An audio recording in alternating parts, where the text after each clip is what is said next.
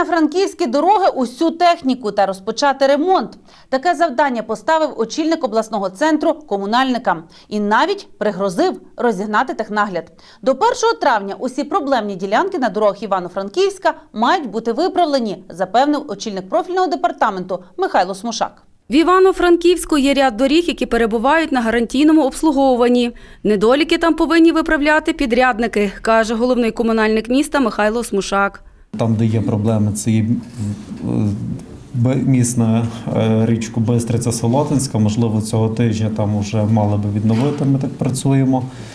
Так само є виявлені недоліки деякі по вулицях Гната Хоткевича, Хмельницького. Це основні такі. Решта, в принципі, у задовільному стані. Заробити розкопки на дорогах мають до 20 квітня, а виконати гарантійний ремонт – до 1 травня. Однак техніки на дорогах не видно, відтак чиновники підганяють. Михайло, визначаєш і це, просиш всіх підрядників, і вже має бути робота.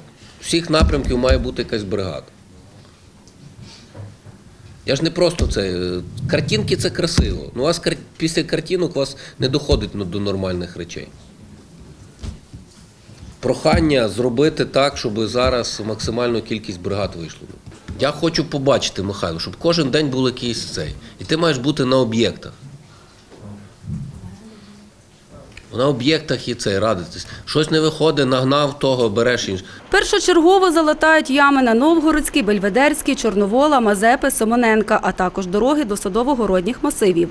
На поточний ямковий ремонт доріг із казни Івано-Франківська виділили 8,5 мільйонів гривень.